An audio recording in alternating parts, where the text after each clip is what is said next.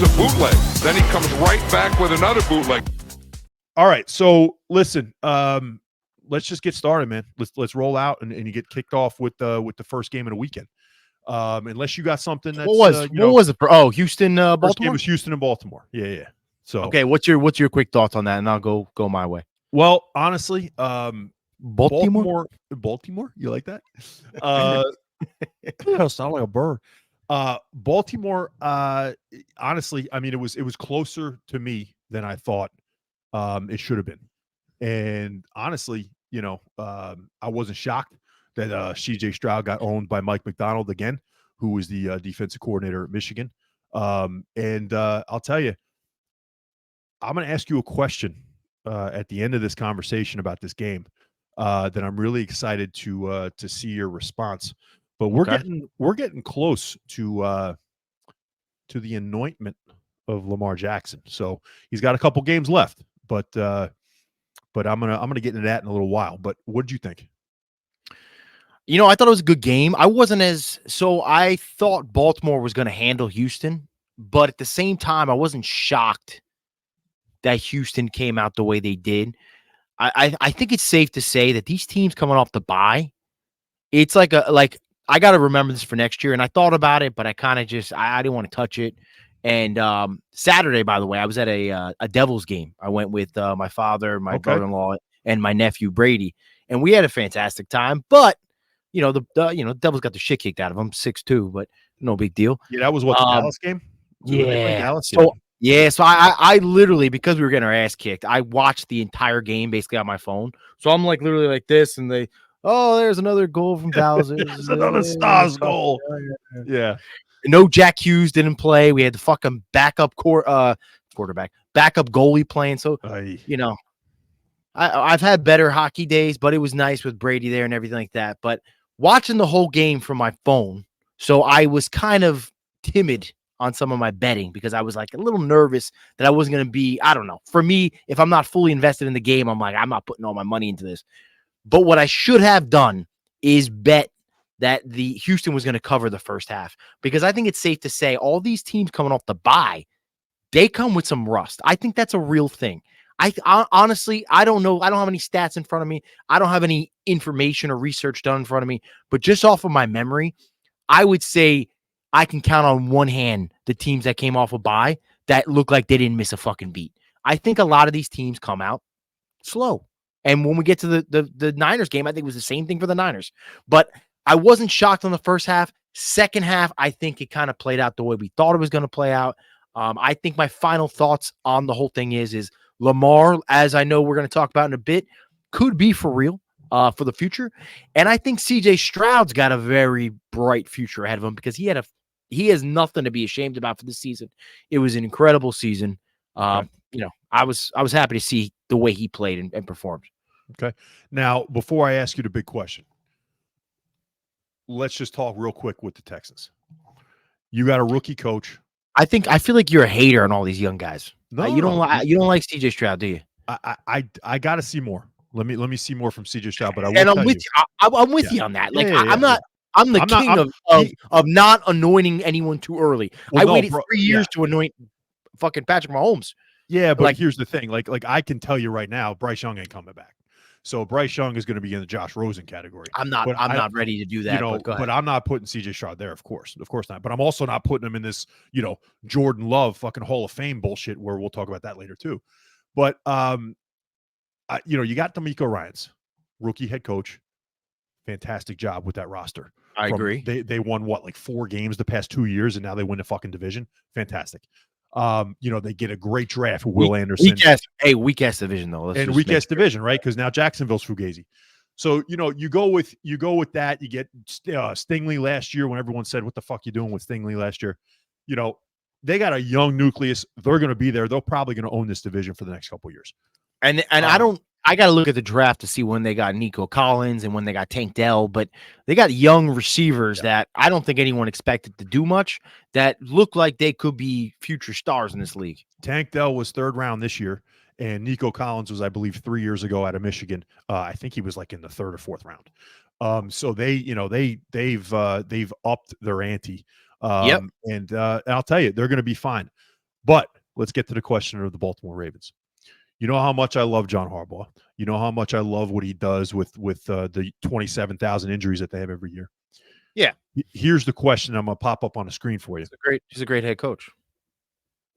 If Lamarvelous wins a Super Bowl. Lamarvelous. Oh, that's pretty clever. And he wins his second MVP.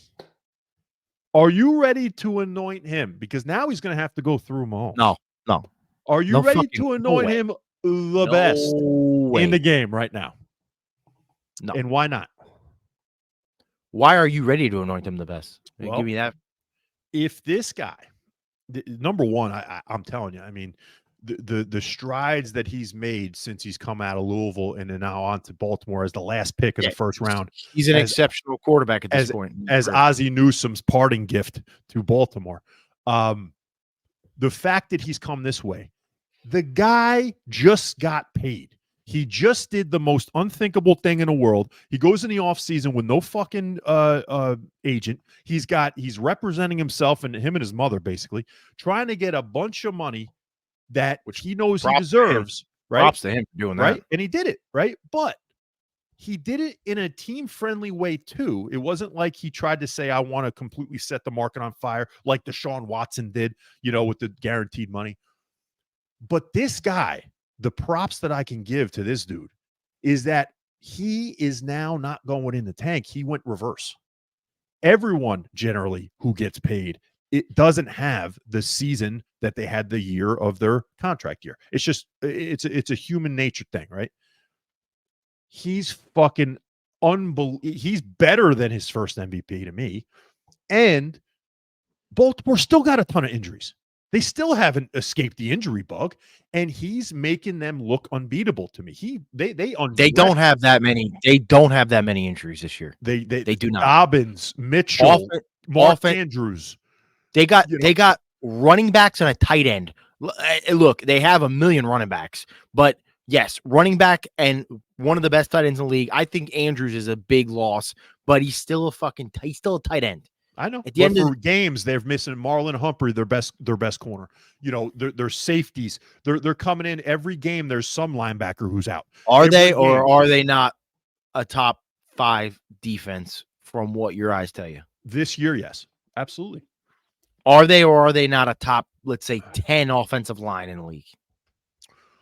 Their offensive line is very good. Yes. Yes. Mm-hmm.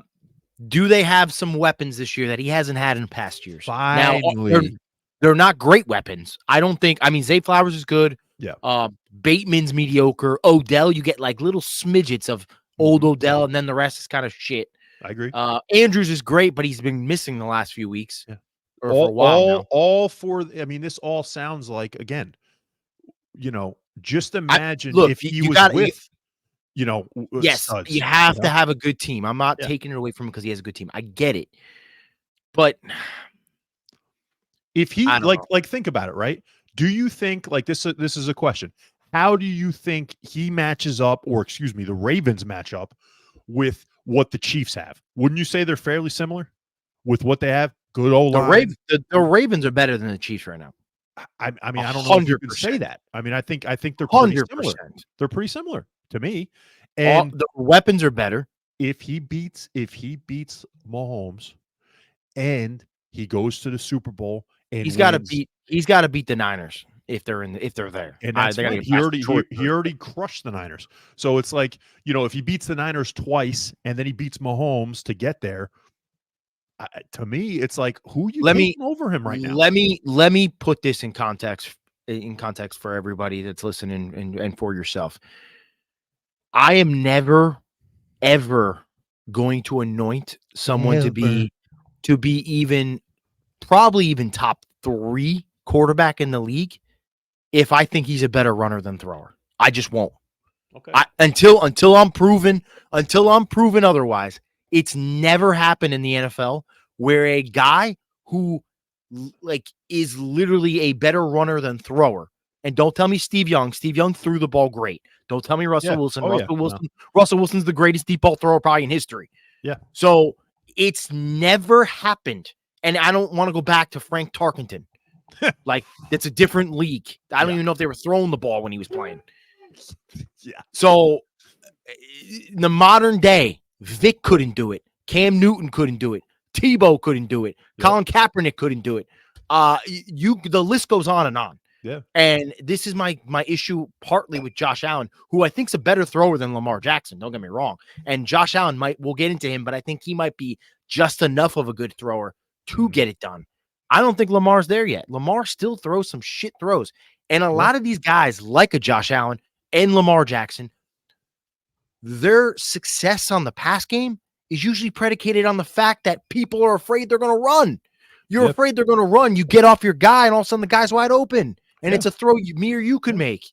But like, it's you also have to still I take that into consideration. Yeah. I mean, Randall Cunningham and RG3 and all these guys that you can, Marcus Mariota, all these dudes that came out. Oh my God, look at the RG3 threw the ball great though. So I don't even put him in that category. He could, but he had to stay healthy. But here's the thing. We've always said with Lamar, it's like you got to prove it to us now. Like prove that you can throw the ball. And if he makes it to the Super Bowl, that's what I'm saying. If he wins it, and then he's going to win the MVP. And they he's already going to win the MVP. Yeah, he deserves the MVP. Yeah. If they win it, or if they don't lose because of him, like if he does enough, and I don't mean like the Bills game where Josh Allen did enough, but I don't mean like to me he's got to throw for 200 yards or have an unbelievable like rush game. Like he's got to do enough to win. And if the defense just can't hold whoever they're playing, I will change my opinion.